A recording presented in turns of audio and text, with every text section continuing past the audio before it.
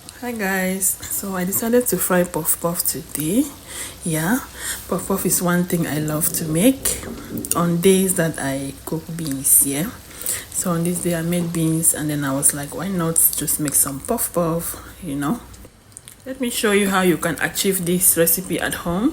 First, you need your all-purpose flour, yeah, and some instant yeast, yeah. So for the yeast, I didn't put all of this, just a little bit of it because I already marked out my measurements. Some sugar and some cinnamon. For cinnamon, I used it as a replacement for nutmeg. Yeah, for I didn't have nutmeg at home. If you don't have nutmeg, you can use a little bit of cinnamon powder. They all work the same. Yeah. So our items were already put together. Yeah, and also a little bit of salt is needed. I'll be showing you the salt I use also. It was just kept aside. Yeah, so what you can do if you don't know the exact measurements to use, you can search it, because for me here I just had to put it like I usually do. Yeah, there we have our salt. Yeah, because I already mastered my measurements and I had to pour my flour into the mixture pot. Yeah, the pot I use for mixing. First you put your dry ingredients together. Yeah, this is the flour set to use. I poured in my sugar. Yes, there I was still pouring the sugar. Yeah, you don't need to make it so sweet, but you can make it sweet according to your taste, how you will love it. And a little bit of salt I added here. That was me adding the salt. After adding all your dried ingredients, all you need to do is to stir properly mixed. Yeah, and then I added some yeast. So I didn't add so much yeast. Yeah, because too much of yeast, you put the yeast according to how you want your puff puff to high, because this yeast purpose is to make the puff puff to high. Yeah, and then we added a little pinch of our cinnamon powder. Yeah, and there it was. All our dried ingredients were all put, and then you could see me. You can either mix with a mixer or your hands, still fine.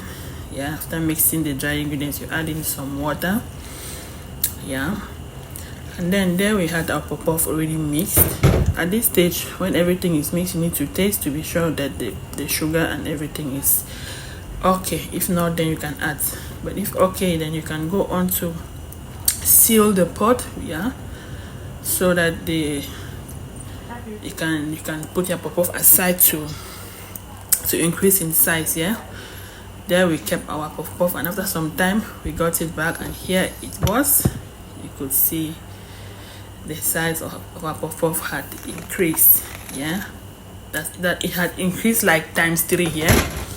Then our oil was set, and then you could see me adding in the puff puff. The puff puff turned out to be so much. I didn't want it that much, so I had to make the frying. I had to fry it in bigger sizes. Yeah, though I mixed it, some were big, some were small. Yeah, but usually I love smaller sizes of puff puff. But if the flour turns out, the mixture turns out to be so much, then I have to make the big sizes so that I don't fry the whole day. Yeah, because this sometimes when you're frying, you need to leave it on not so much high heat, so that it gets ready and get right inside. Yeah, so it doesn't get burned while it's not ready inside. So you don't put so much flame. At first you can put the high flame to let the puff puff float, and after floating you need to reduce the flame. Yeah, you could see me there mixing and making sure all of the puff puff gets ready at the same time. Yeah, because if you don't flip, some will get ready and others won't. Yeah, like that. You need to stay there and keep doing the work. So you let the puff puff get ready according to the to how you want it. Some people might want it more crispy than others. If you want it crispy, then you can leave it to stay on the flame for a long time.